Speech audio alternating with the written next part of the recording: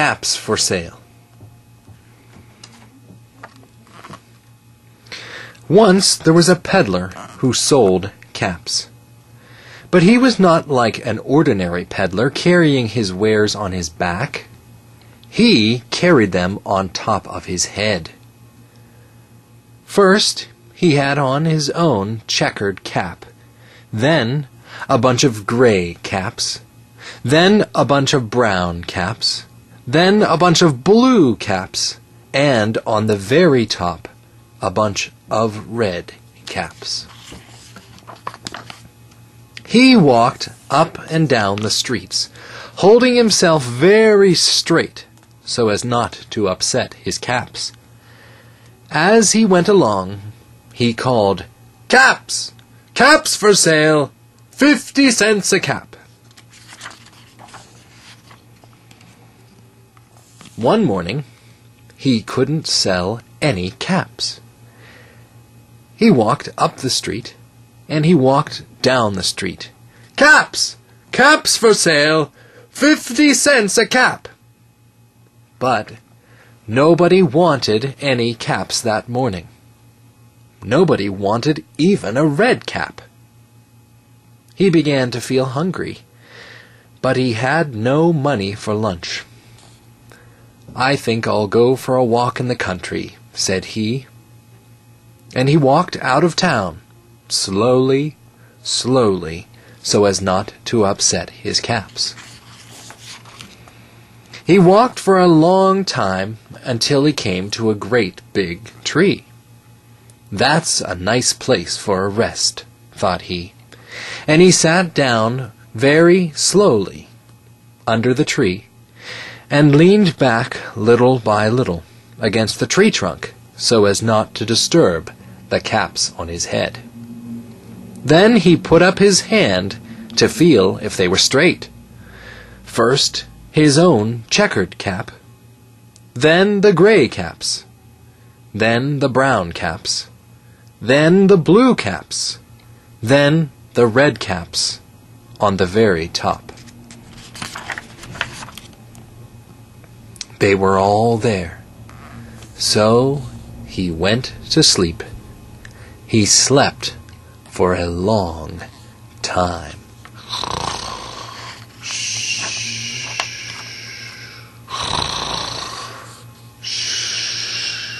When he woke up, he was refreshed and rested. But before standing up, he felt with his hand to make sure his caps were in the right place.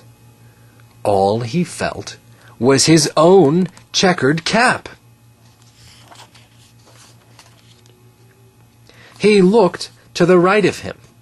No caps. He looked to the left of him.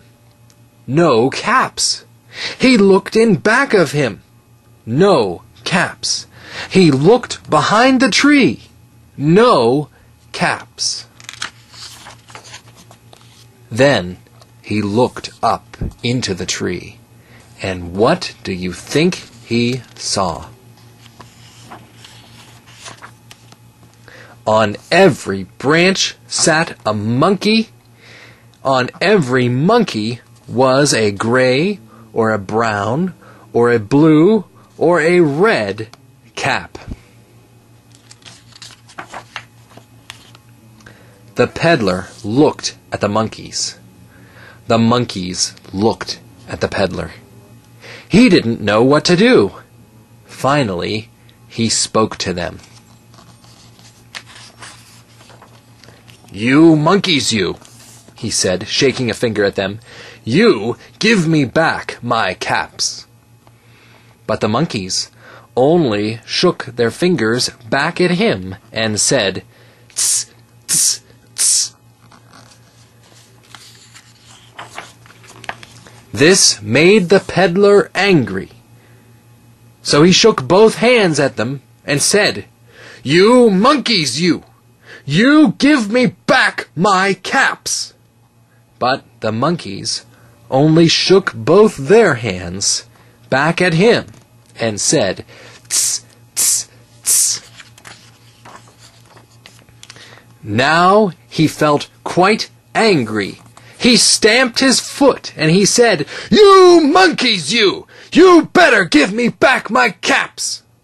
But the monkeys only stamped their feet back at him and said, "Tss, tss, tss." By this time, the peddler was really very, very angry. He stamped both his feet and shouted, "You monkeys, you! You must give me back my caps!"